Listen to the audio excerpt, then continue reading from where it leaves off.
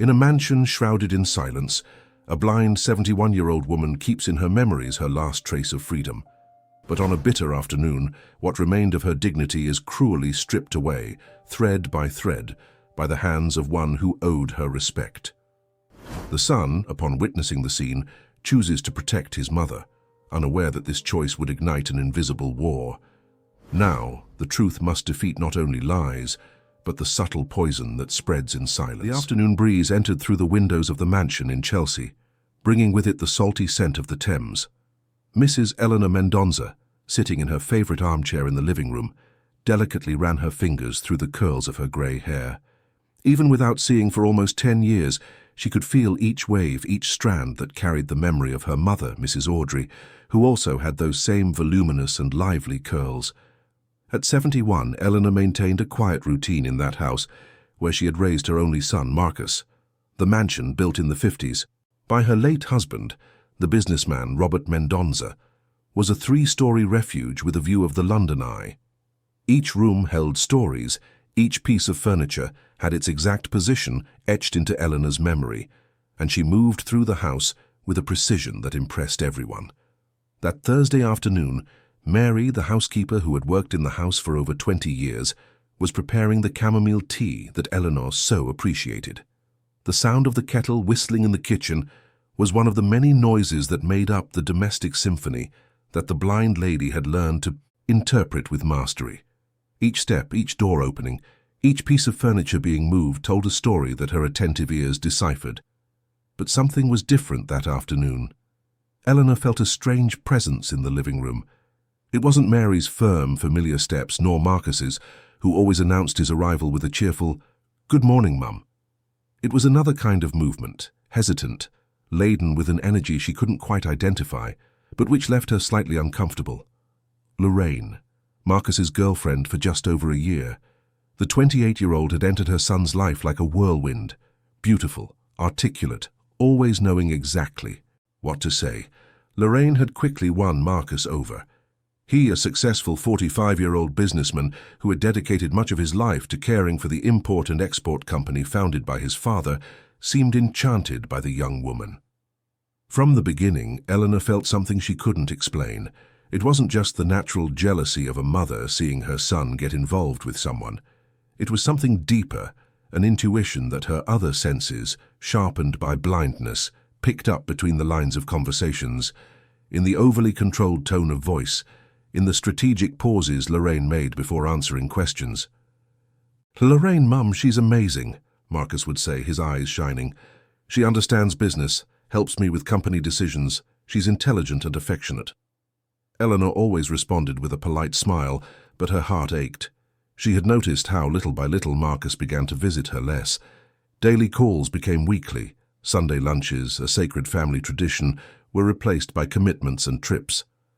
"Mrs. Eleanor, would you like me to do your hair today?" Mary asked, entering the living room with the tea tray.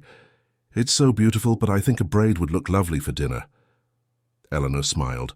Mary always cared for her with maternal affection, even being 15 years younger. "Perhaps, Mary, but let me have my tea first. And tell me, did Marcus confirm he's coming for dinner tonight?" "Yes, he did, Ma'am. He said he'd arrive at 7 o'clock sharp. He even mentioned he was coming alone, that Lorraine had another engagement." A discreet relief swept through Eleanor's chest. She missed her private conversations with her son, the moments when they could talk about the company, about life, about memories of his father. Lorraine always dominated conversations when she was present, steering topics towards her interests, subtly, interrupting when Eleanor began to tell stories from the past. The rest of the afternoon passed slowly. Eleanor listened to the news on the radio, then asked Mary to read some excerpts from the newspaper. She loved being informed about what was happening in the city, in the country. Her mind remained sharp, capable of debating politics, economics, culture. Blindness had taken her eyes, but never her lucidity. Around 6:30, as the sun began to set on the London horizon, Eleanor heard the front door open. She found it strange. Marcus always rang the doorbell, even though he had keys. It was a matter of respect, he would say, to announce his arrival before entering. Feminine footsteps echoed in the hallway. Lorraine's strong, sweet perfume filled the room even before she spoke. "Good afternoon, Mrs. Eleanor." The voice sounded too casual, almost disinterested. "Good afternoon, Lorraine. Is Marcus with you?" "No, he's coming later. I came to pick up some documents he asked for. They're in the office." Eleanor frowned slightly. Marcus had never mentioned Lorraine was coming. And why did she have keys to the house? When did that happen? Before she could fully process the situation, she felt Lorraine's presence approaching. The young woman sat on the sofa next to the armchair, too close for Eleanor's comfort. "You know, Mrs. Eleanor, I've been thinking a lot about you lately," Lorraine began, her voice taking on a tone Eleanor couldn't quite decipher, "about how difficult it must be to be here alone without seeing, depending on others for everything." "I'm not alone, Lorraine. I have Mary, I have my son, I have my friends who visit me." "Oh yes, of course. But it's not the same, is it? I mean, Marcus is always so busy, and this house is so big, so quiet. Sometimes I think you must feel very lost." Something in Lorraine's tone sent a shiver down Eleanor's spine. There was a veiled insinuation in those words, a cruelty disguised as concern. "I'm perfectly fine, Lorraine, and I don't feel lost. I know every inch of this house." A heavy silence settled between them. Eleanor could feel Lorraine's gaze on her, studying her, calculating something. Then she heard the young woman get up and walk to where Mary was in the kitchen. There was a brief whispered conversation that Eleanor couldn't quite catch. Then Mary left, saying she was quickly going to the chemist's to get some medicine she had forgotten. And suddenly, Eleanor was alone with Lorraine in the mansion. That's when everything changed. "Mrs. Eleanor, I think it's time we made some changes around here." Lorraine's voice sounded different now, colder, stripped of false gentleness. "Don't you think this hair is too long? Too much trouble to care for?" Eleanor felt Lorraine's hands touch her curls, a touch that wasn't gentle, that seemed to evaluate, to judge. A chill of fear ran through her body. "My hair is fine as it is. Please, you don't need to worry about it." "But I do worry, Mrs. Eleanor. I worry a lot, especially because Marcus worries too, and I take care of what's important to him, of everything that's important to him." The words carried a veiled threat. Eleanor tried to get up from the armchair, but felt Lorraine's hands press her shoulders with surprising force, keeping her seated. "What are you doing?" Eleanor asked, her voice firm despite the fear that was beginning to grow. "Let me go now." "Calm down, Mrs. Eleanor. It's just a haircut. Something more practical, more suitable for a lady your age. No need to be nervous." And then Eleanor heard the unmistakable sound of scissors being opened and closed. "No!" Eleanor cried, trying to free herself. "You have no right!" But Lorraine was stronger and younger. With abrupt movements, she forced Eleanor down, causing the elderly woman to end up sitting on the cold living room floor, her back against the armchair. Lorraine's hands firmly gripped Eleanor's curls, and the scissors began to cut. Each cut was an act of violence. It wasn't just hair falling, it was memories being torn away, dignity being destroyed. Eleanor cried, pleaded, but Lorraine continued, methodical, almost enjoying her act of cruelty. "Please, stop, please," Eleanor begged, tears streaming down her face. "Why are you doing this?" "Because I can," Lorraine replied simply, her voice laden with a venom that was finally fully revealed. "Because Marcus is mine now. And this house, this company, everything will be mine too. And you, Mrs. Eleanor, are just an obstacle I need to remove from the path." The curls fell to the floor, one by one, like dead leaves from a tree that no longer had the strength to resist. And it was at that exact moment that the front door opened again. Marcus Mendonça entered the house carrying a bouquet of yellow roses, his mother's favorites. He had left the Mendonça Imports office in central London earlier to stop by the florist on Orange Tree Lane. Tomorrow would be Mrs. Eleanor's birthday, and he wanted to surprise her a day early, as they used to do when he was a child and his father was still alive. The week had been exhausting. Complex negotiations with Chinese suppliers, customs problems, a tense meeting with investors who questioned some recent company decisions. Lorraine had participated in all these meetings, always by his side, offering advice, making contacts, proving herself indispensable. He was grateful to have her, but lately he noticed a growing distance between him and his mother, and that bothered him deeply. Today would be different. Today it would just be him and Mrs. Eleanor talking like old times, perhaps recalling stories about his father, planning a trip he had promised to take with her months ago. No phone, no work, no Lorraine directing every minute of his life. As he entered the living room, the bouquet almost slipped from his hands. The scene before him seemed surreal, impossible to process at first glance.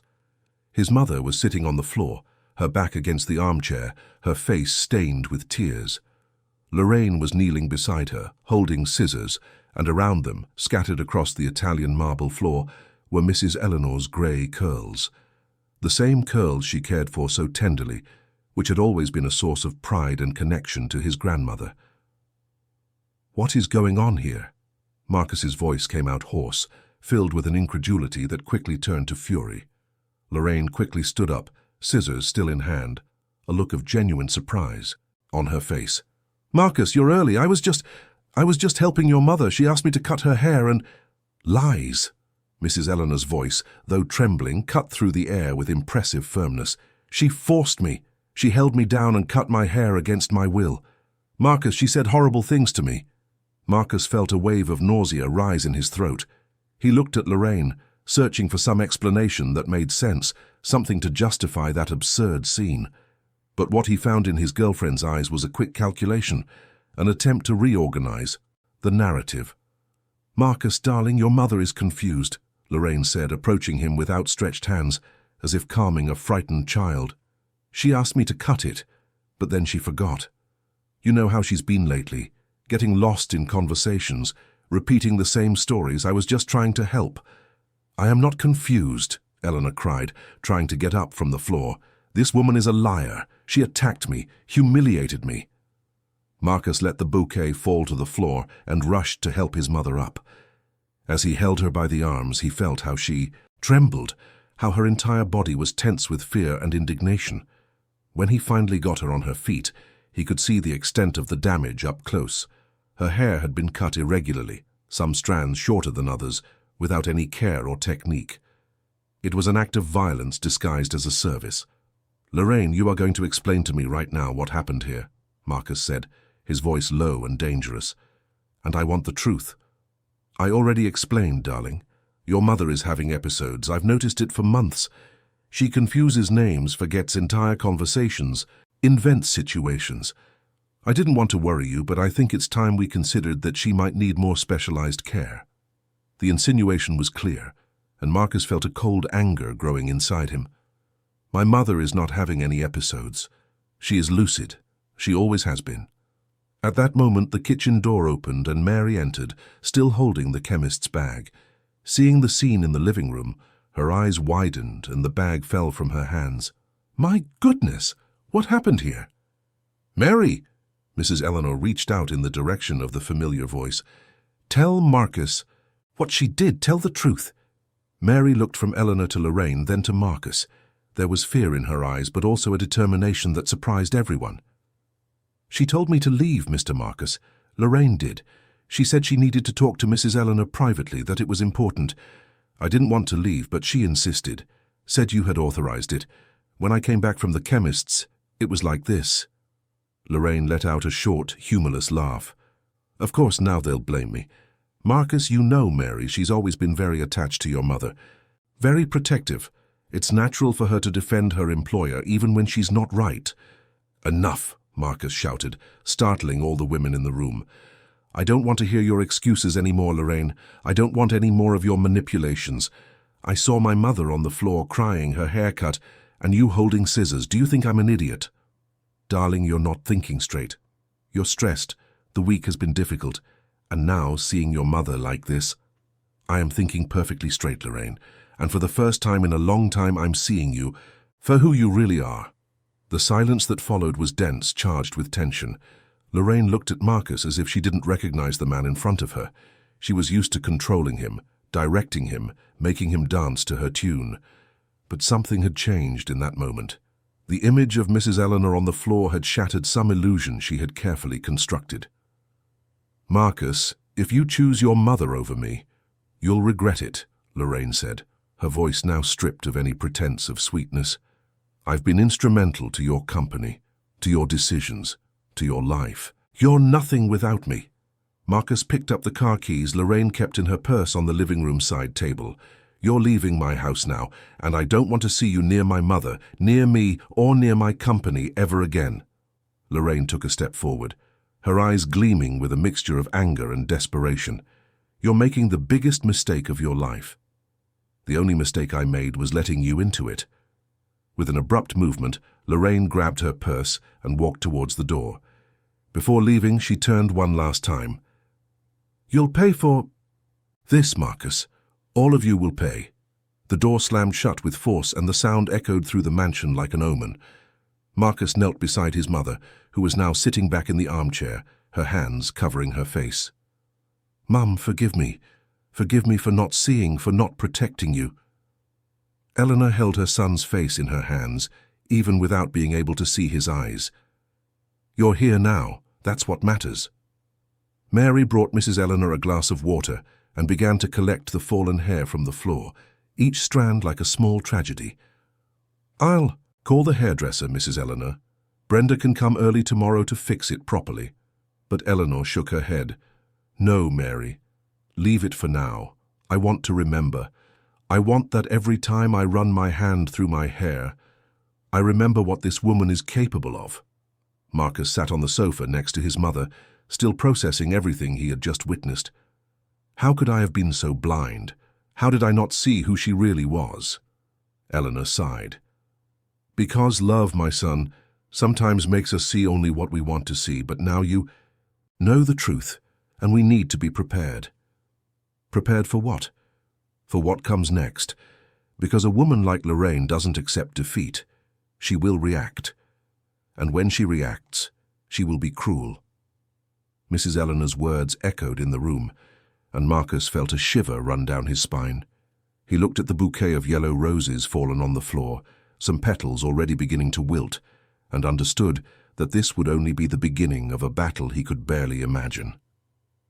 Outside, as she drove through the streets of Chelsea, Lorraine gripped the steering wheel so tightly that her fingers turned white. Tears of rage streamed down her perfectly made-up face, but they were not tears of sadness. They were tears of fury, of humiliation, of a wounded pride that screamed for revenge. She picked up her phone and dialed a number she had kept for months, just waiting for the right moment to use it. Hello? The voice on the other end was masculine, professional. We need to talk. I have a proposal for you. About Mendonça imports. And so, as night fell over London, the gears of a meticulously planned revenge began to turn. 2 weeks had passed since that traumatic afternoon. Mrs. Eleanor had allowed Brenda, her trusted hairdresser, to tidy up what remained of her curls. The result was a short, elegant cut that, according to Mary, made her look younger. But Eleanor still missed the familiar weight of her curls on her back, the sensation of running her fingers through the waves that connected her to the memory of her mother. Marcus had returned to visiting her daily. They had lunch together, talked about the company, about life. He had adopted an almost protective care, as if he wanted to compensate for the months of distance Lorraine had created between them. But Eleanor perceived a constant tension in her son, a worry he tried to hide, but which she felt in every pause, in every deeper sigh. Mum, I need to tell you something, Marcus said during lunch on a Tuesday. I've been receiving strange calls, old clients questioning my leadership ability, investors requesting urgent meetings to re-evaluate their stakes in the company. Eleanor put her fork aside, her attention completely focused on her son. What exactly are they saying? Marcus hesitated. It's about you, Mum. They say you're ill, that your mental health is deteriorating, and that this makes me emotionally unstable to run the company. Some even insinuate that I keep you in inappropriate conditions. Indignation made Eleanor's blood boil. Lorraine, I have no proof, but yes, I believe it's her. She knows all our business contacts, participated in important meetings, has phone numbers of key people, and the way the information is being spread is meticulous, calculated. Mary entered the room at that moment, carrying a tray with coffee. "Mrs. Eleanor, I'm sorry to interrupt, but Mrs. Beatrice called. She said she won't be able to come for tea tomorrow, that she had a last-minute engagement." Eleanor frowned. Beatrice had been her friend for over 40 years, since their children studied together at St. Ignatius College. They never missed their Thursday teas. Something was wrong. Over the next few days, other friends began to cancel appointments. Invitations to charity events that Eleanor always received simply stopped arriving. The silence around her was growing, as if an invisible shadow was isolating her from the world she knew. It was Marcus who discovered the extent of the problem. Roger, a college friend who worked at a partner bank of Mendoza Imports, invited him for coffee in Mayfair. There, with visible care and embarrassment, he recounted what he was hearing in the financial market corridors. "Marcus, I need to be honest with you. They're saying your mother is having serious episodes, that she confuses names, sometimes doesn't recognize people, that she's becoming aggressive. A source close to the family is spreading this information, suggesting that you might need to consider a judicial interdiction for her own good." Marcus felt his blood run cold. "Interdiction? Roger, my mother is perfectly lucid. She's blind, not demented." "I know, mate. I've known Mrs. Helena since we were teenagers. I know she's brilliant, but the person spreading these stories is convincing. She speaks with emotion, as if she truly cares, as if she's worried. And worse, she has details. She knows intimate things about your family." "Lorraine," Roger nodded. "I figured it was her. I heard you two broke up. I'm sorry, mate." When Marcus arrived home that night, he found his mother in the library, listening to an audiobook. He sat beside her and told her everything Roger had revealed. "She's trying to destroy me, Mum. She's using you as a weapon to tarnish my reputation, my company, everything we've built." Eleanor took her son's hand. "Then we need to show the truth.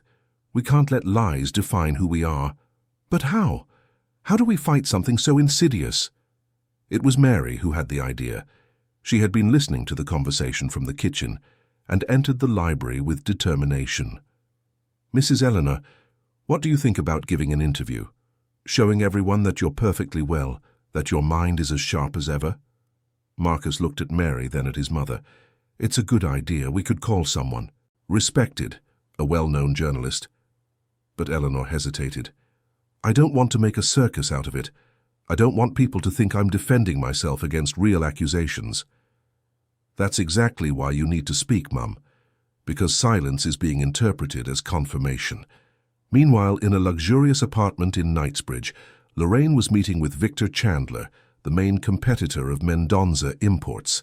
He was a man in his 50s, with perfectly combed grey hair, an Italian suit, and a smile that never reached his eyes. "The contracts you mentioned, when will they be available?" Victor asked, pouring himself a Scotch whiskey. Lorraine opened her purse and took out a USB stick. "Here are Mendoza's main suppliers. Negotiated values, profit margins, long-term strategies, everything you need to anticipate their moves. And in return? In return, when his company sinks, and it will sink, you guarantee me a director position in your company and a 10% equity stake." Victor took the USB stick and put it in his jacket pocket. "You are an impressive woman, Lorraine. Ruthless, but impressive." She smiled, a cold and calculated smile. "I'm a survivor, Victor, and survivors do what's necessary." 2 days later, Marcus received an urgent call from his commercial director. One of their main Asian suppliers had been contacted by Chandler Imports with a proposal identical to theirs, but with slightly better terms. It was impossible for competitors to know those specific details unless they had internal access. "She's leaking company information," Marcus told his mother that night, his voice filled with disbelief and anger. "What she did to you wasn't enough. Now she's trying to destroy everything my father built." Eleanor remained silent for a long moment. Then, with a calm but firm voice, she said, "Son, hatred and revenge are poisons that first destroy those who carry them. This woman is poisoned from within. We cannot let that poison contaminate us too." "But, Mum, I can't just let her do this." "I didn't say to let her. I said not to let ourselves be contaminated. There's a difference between defending what is ours and getting lost in the same darkness she inhabits. Marcus knew his mother was right, but the anger was hard to control. He had trusted Lorraine, had shared secrets, strategies, dreams, and she was using everything against him. The next morning, something unexpected happened. The doorbell of the mansion rang and Mary answered. It was Antonia, a former employee who had worked in the house for 5 years, until she was dismissed by Lorraine 6 months ago, with the justification that she was no longer needed. "Mrs. Eleanor, I need to talk to you," Antonia said, her voice trembling slightly. "About Lorraine, about what she did to me and to other people." Eleanor, Marcus and Mary gathered in the living room with Antonia, who told her story between tears and indignation. Lorraine had repeatedly humiliated her, invented errors Antonia supposedly committed, created embarrassing situations, and then fired her, without just cause, alleging she was stealing.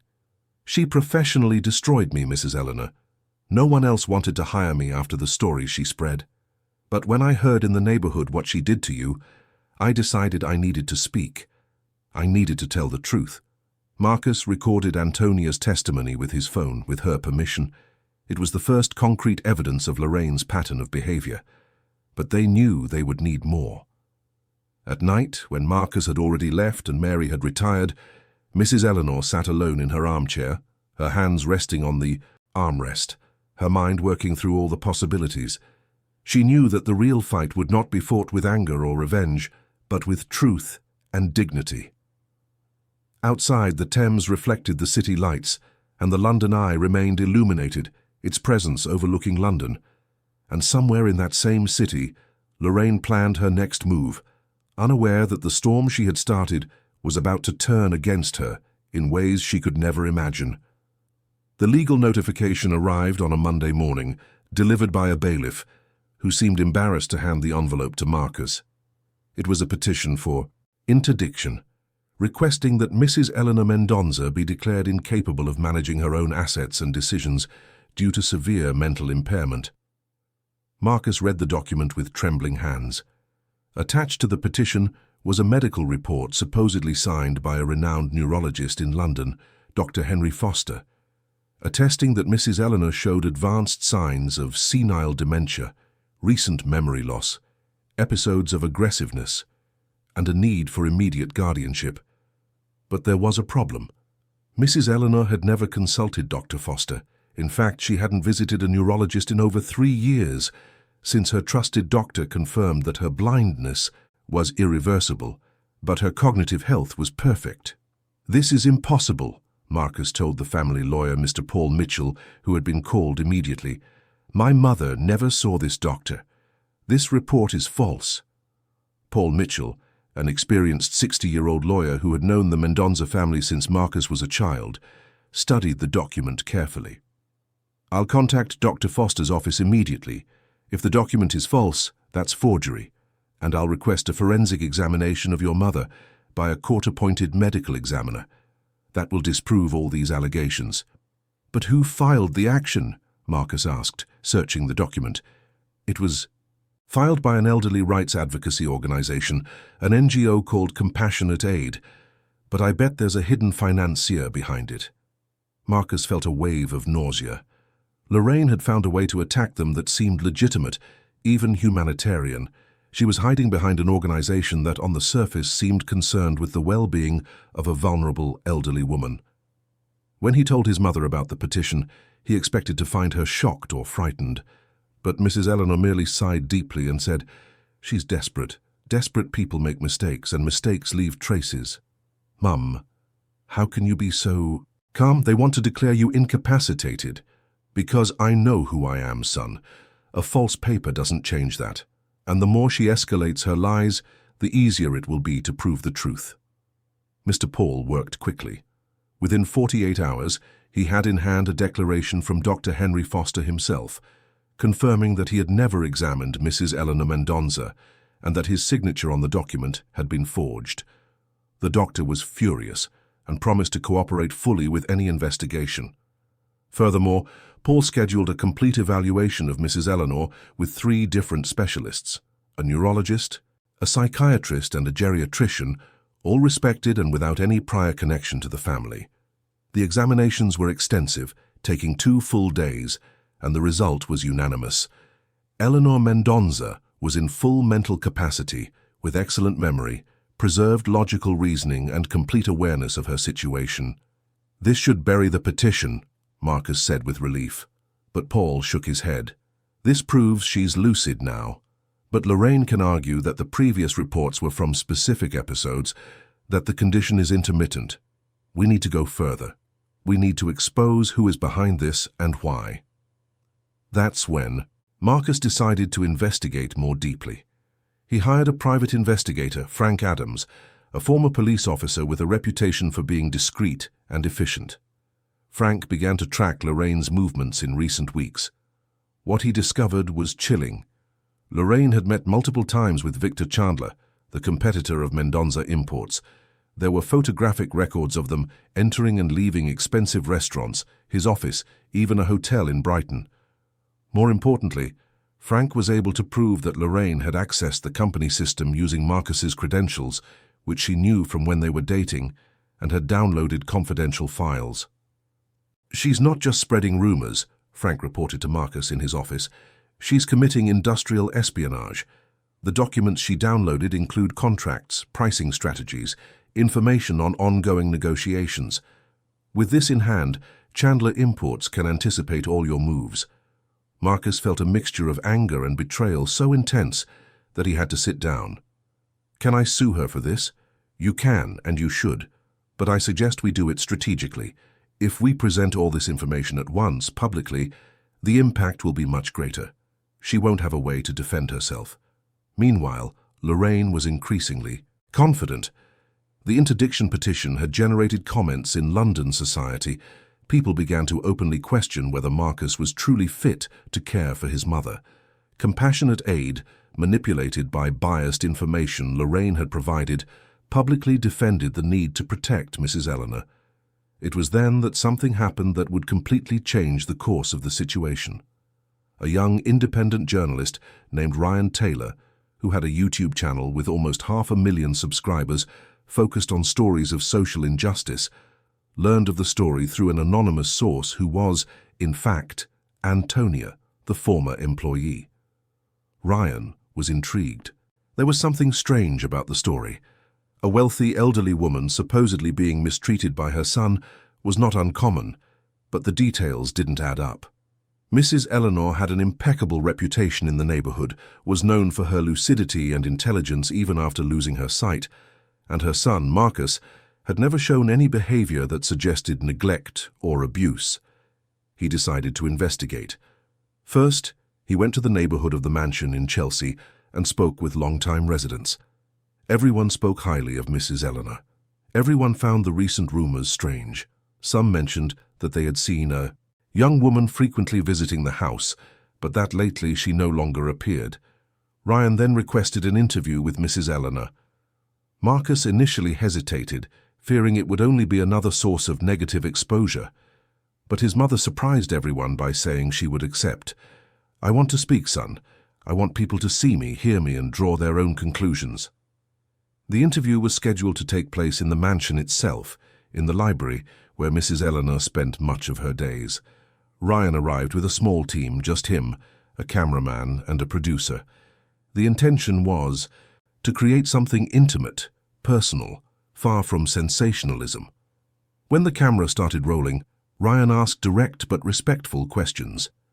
Mrs. Eleanor spoke about her life, about losing her sight, about raising her son alone after being widowed. She spoke about the company her husband built and that her son successfully maintained. She spoke about her days, her routines, her lucidity.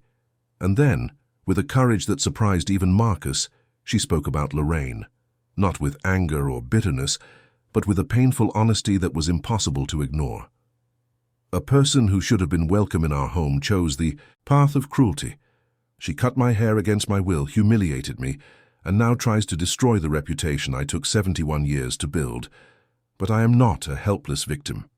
I am a woman who lost my sight, but never lost my reason, and I will not allow lies to define my story." Mrs. Eleanor's words, spoken with such dignity and contained emotion, were powerful. Her demeanor, the way she articulated her thoughts, the clarity with which she described events, all disproved any suggestion of dementia or mental confusion. Ryan asked if she was afraid of the future, if she feared the interdiction petition would be accepted. Eleanor smiled slightly. Fear? No, because the truth always finds a way. It may take time, it may be painful, but it always arrives. And I trust that good people, when confronted with the truth, will know how to recognize it. When the interview was edited and published on Ryan's channel, the impact was immense. In 24 hours, the video had over 1 million views. The comments were overwhelmingly favorable to Mrs. Eleanor. People shared their own stories of injustice, expressed outrage at what had happened, demanded that the truth be investigated. The narrative began to change. Traditional newspapers picked up the story. Television programs invited Marcus for interviews. Compassionate Aid, realizing it had been manipulated, withdrew the interdiction petition and issued a public apology. And Lorraine, for the first time since she had begun her revenge campaign, felt the ground begin to give way beneath her feet. The interview video continued to go viral. Mrs. Eleanor had unexpectedly become a symbol of dignity and resistance. Messages of support arrived from all over the UK. People sent flowers, letters, gifts. The mansion in Chelsea, which for weeks had been a place of tension and fear, began to regain its peace. But Marcus knew Lorraine wouldn't give up easily. And he was right. 3 days after the interview was published, Mary answered the doorbell and found a flower delivery person at the door. He carried a huge, elaborate arrangement with roses, lilies, and orchids. The card simply read, "To Mrs. Eleanor, with admiration and respect. A fan." Mary accepted the bouquet and took it to the living room, placing it on the coffee table. The flowers were truly beautiful, fragrant, seemingly impeccable. Eleanor, sitting in her armchair, smelled the strong aroma of the flowers and asked to touch them. That's when her sensitive fingers found something that shouldn't be there. Between the flower stems, carefully hidden among the stalks and foliage, were thin wires and long, sharp thorns, positioned so that anyone trying to pick up the bouquet without care would be seriously injured. "Mary," Eleanor called, her voice firm, "get that out of here, now." Mary rushed into the living room. "What is it, Mrs. Eleanor?" "These flowers. Something is wrong with them. Feel here carefully." Mary cautiously touched the arrangement and immediately felt the sharp wires. "My God, who would do such a thing?" Marcus was called immediately. When he arrived and saw the booby-trapped bouquet, he felt a cold rage take over him. He picked up the card, turned it over, looked for a clue. There was no sender's address, but he knew exactly who had sent it. "Enough," he said, his voice trembling with contained emotion. "This is over. I'm going to the police station right now." "Son, wait." Eleanor held his arm. "Before you do anything, think. She wants you to react with anger, to make a mistake. Don't give her that satisfaction." "But Mum, she tried to hurt you. This is a direct threat. And precisely because of that, you need to act intelligently, not with fury. Call Mr. Paul, document this, do everything the right way. The law is on our side now." Marcus took a deep breath, trying to control the storm within him. His mother was right, as always. He photographed the arrangement from all angles, filmed Mary describing how the bouquet had arrived, kept the card as evidence. Mr. Paul, when he saw the photos and heard the account, was indignant. "This is enough for a restraining order, and depending on how the judge interprets it, it could be considered attempted assault. I'll file the request today." The restraining order was granted within 48 hours. Lorraine Ferreira was prohibited from approaching within 200 meters of Mrs. Eleanor Mendonza, Marcus Mendonza, or the mansion in Chelsea. Any violation would result in immediate arrest. When she was notified, Lorraine had a furious outburst in her apartment. She broke glasses, threw objects against the wall, screamed until she was hoarse. How dared they? How had that blind old woman and her pathetic son turned the tables like this? She called Victor Chandler, desperate. "I need your help. They got a restraining order against me. We need to accelerate our plans with the company." But Victor, who had followed all the repercussions of Mrs. Eleanor's interview and who was, above all, a pragmatic businessman, was reconsidering his alliance with Lorraine. The woman was becoming a risk, an unpredictable variable that could drag his own reputation through the mud. "Lorraine, I think we should take a break. Things are too hot right now. Any move of ours will be viewed with suspicion." "Take a break? Are you kidding? We have everything to destroy them." "We had before that interview. Now any action against Mendoza imports will be interpreted as persecution. I can't risk it like that." And he hung up, leaving Lorraine alone with her anger and frustration. But she was not willing to give up. If she couldn't attack through legal or business channels, she would find another way. 2 nights later, around 11 o'clock, she drove to Chelsea. She knew about the restraining order, but rage had clouded any sense of self-preservation. She parked her car 3 blocks from the mansion and walked through the tree-lined streets of the neighborhood. She had planned to enter through the back, perhaps just leave a message, something to remind Marcus and Mrs. Eleanor that she was still there, still a threat. But when she got close to the mansion, she found something she didn't expect. There were people on the pavement in front of the house, not many, perhaps 10 or 15, but all holding lit candles, forming a silent vigil. They were neighbors, friends, people from the neighborhood who had seen the interview and decided to show their support for Mrs. Eleanor. Mrs. Martha, a 75-year-old neighbor who lived 3 houses down, held a small banner that read, "Strength, Mrs. Eleanor." Mr. Frank, owner of the corner bakery, had brought a thermos of coffee to distribute among those present. Even children were there, holding drawings and messages of affection. Lorraine stopped at the corner, hidden in the shadows of a tree, observing the scene with a mixture of shock and impotent fury. This was impossible. How had that woman, that insignificant blind old woman, gained the support of so many people? It was then that someone saw her. "Isn't that her?" a young voice asked, pointing in Lorraine's direction. "The woman from the story?" Lorraine felt panic take over. She turned quickly and began to walk back to her car, but others had also seen her. "Marcus's ex-girlfriend, it's her!" She started to run, but her high heels made escape difficult. Someone was already calling the police. Lorraine managed to reach her car, got in quickly and sped away, her hands trembling on the steering wheel. 20 minutes later, a police car knocked on the door of her apartment in Knightsbridge. She was informed that she had violated the restraining order and needed to accompany them to the police station. The humiliation of being escorted out of her building, with neighbors watching from their windows, was almost unbearable. At the police station, she had to sign an undertaking and pay bail. The inspector was clear. Another violation would result in pretrial detention. When she was finally released in the early hours of the morning, Lorraine was exhausted, defeated, but not yet completely broken. Meanwhile, at the mansion in Chelsea, Mrs. Eleanor was sitting on the second-floor balcony, listening to the sounds of the vigil below. Mary had gone down to thank the people and distribute cookies she had just baked. Marcus was beside his mother, holding her hand. "Mum, there are people from the whole neighborhood here, all supporting you." Eleanor smiled, tears silently streaming down her face. "You know, son, for a long time I thought I had lost so much when I lost my sight. But today, I realize I gained something too. I learned to see people not by their appearance but by their essence. And I discovered that there is much more goodness in the world than I imagined."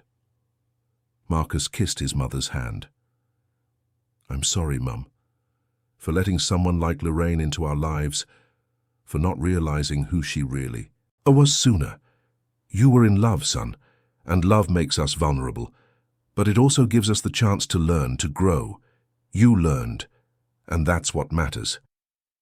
Below, the vigil continued. Candles flickered in the night breeze, forming small constellations of light and hope. And for the first time in weeks, Mrs. Eleanor felt that the storm was finally beginning to pass. But there was still one last battle to be fought. The following Monday, a crucial meeting with the investors of Mendoza Imports was scheduled.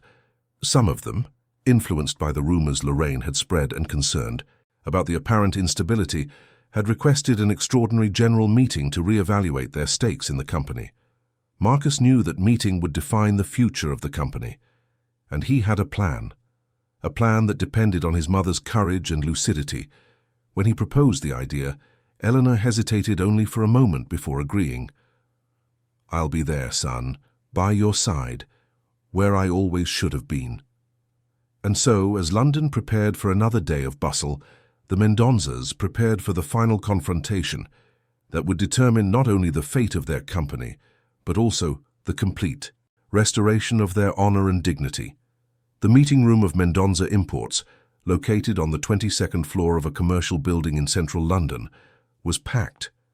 The 8 main investors of the company were present, some with skeptical expressions, others curious. There was also the administrative board composed of 5 members and the directors of the company's main areas. Everyone knew that this meeting was decisive. Marcus had arrived early, reviewing his presentation for the 10th time. The company's numbers were solid, contracts continued to flow, but confidence was shaken. And in the business world, confidence was everything. When there were 10 minutes left until the start of the meeting, the door opened and Mrs. Eleanor entered, guided by Mary. She wore an elegant navy blue dress, her short hair neatly styled, her posture erect and dignified. There was a surprised silence in the room. No one expected her presence. "Good morning, everyone," Eleanor said, her voice firm and clear. "I know I wasn't expected at this meeting, but my son invited me, and I thought it was important to be here." Marcus helped his mother sit in the chair next to his at the head of the table. Some of those present exchanged uncomfortable glances. Most had seen the viral interview, but being in Mrs. Eleanor's presence was different.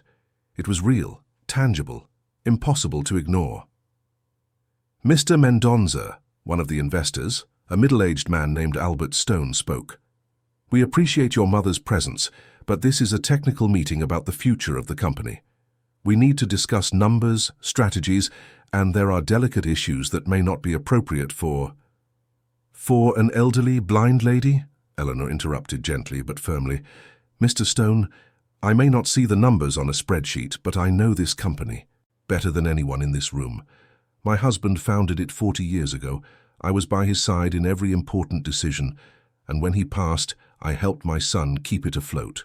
So, with all due respect, I am more than appropriate to be here." The silence that followed was heavy but not uncomfortable. It was the silence of respect being earned.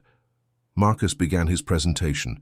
He showed the numbers for the last quarters, the recently closed contracts, the projections for the next year. Everything was solid. But then he did something unexpected. He directly addressed the elephant in the room. "I know many of you have doubts about my leadership ability," he said, looking directly at each investor. "You've heard rumors about emotional instability, about my mother being ill, about questionable decisions. And I understand your concern. After all, you're entrusting your money, your stakes to this company. But I need you to know the truth." And then he told everything. About Lorraine, about the manipulation, about the attack on his mother, about the false interdiction document, about the leakage of information to the competition. He spared no details, did not try to soften his own guilt for having been blind to what was happening. He showed the evidence the investigator had collected, the documents Mr. Paul had gathered, the medical report confirming Mrs. Eleanor's perfect mental health. "I made a mistake," Marcus admitted, his voice choked with emotion. "I trusted the wrong person. I let her into not only my life but the business of this company, and it almost destroyed us. But I learned, and more importantly, I recognized that I should never have distanced myself from the person who has always been my greatest support and counselor, my mother." It was then that Mrs. Eleanor asked to speak. Mary helped her to stand, and even without seeing her interlocutors, she addressed them with a clarity and presence that silenced any remaining doubts. "Gentlemen, I started at a time when women like me rarely had a voice in meeting rooms. I learned to listen more than speak, to observe more than act. When I lost my sight, I thought I had lost my relevance. But I discovered that seeing is not just a matter of eyes, it's a matter of perception, of intuition, of experience, and I have 71 years of experience." She paused, and the silence in the room was absolute. Everyone was completely focused on her words. My son is a man of integrity, competence, and dedication. He made a human error in trusting someone who did not deserve his trust. But that error does not define who he is, just as my blindness does not define who I am. What defines us are our choices when we are tested, and my son chose truth, justice, and his family. These are the choices of a leader. These are the choices of the man I trust, not only as a mother, but as a minority shareholder in this company. There was a moment of surprise. Many in the room did not know that Mrs. Eleanor still held a small equity stake in the company, inherited from her husband. And if my vote counts for anything, she continued, I vote for the continuation of Marcus Mendonza's leadership and for confidence in the future of this company that my husband built and that my son honors every day. When Eleanor sat down again, there were tears in the eyes of several people present. Albert Stone, who had questioned her presence minutes earlier, discreetly wiped his eyes and nodded in approval. The vote was unanimous. All investors maintained their confidence in Mendonza Imports and in Marcus's leadership. More than that, two of them offered to increase their stakes, seeing in the overcome crisis a demonstration of resilience and integrity. After the meeting, as Marcus helped his mother out of the building, Albert Stone caught up with them in the lift. "Mrs. Eleanor," he said, extending his hand, and then remembering she couldn't see it, gently touching her arm. "I want to apologize for my attitude at the beginning of the meeting. Not only did you deserve to be there, but your presence was fundamental. It was an honor to hear you." Eleanor smiled. "Mr. Stone, you don't need to apologize. You were protecting your interests, and that is wise. But I hope you now understand that some things, like integrity and family, are worth more than any financial investment." In the weeks that followed, life began to return to normal, but it was a different, better normal. Marcus began working from home 3 days a week, setting up an office on the ground floor of the mansion to be closer to his mother. They had lunch together every day, talked about the company, about life, about memories. Mary noted the change with satisfaction. Sometimes she would comment to Mrs. Eleanor that the house seemed to have come back to life, like in the old days when Mr. Robert was still present. One Saturday morning, Marcus found his mother on the balcony, enjoying the morning sun. He sat beside her, and they remained in comfortable silence for a few minutes. "Mum," he finally said, "I wanted to thank you." "Thank me for what, son?"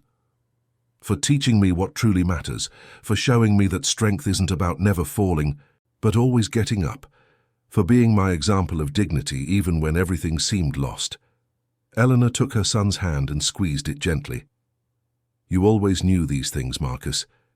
You just needed to remember them." That day, Eleanor asked for something unusual. She wanted to visit the old house where she had grown up, in the Notting Hill neighborhood. The house now belonged to another family, but she wanted to pass by the street to feel the energy of the place where her mother had raised her.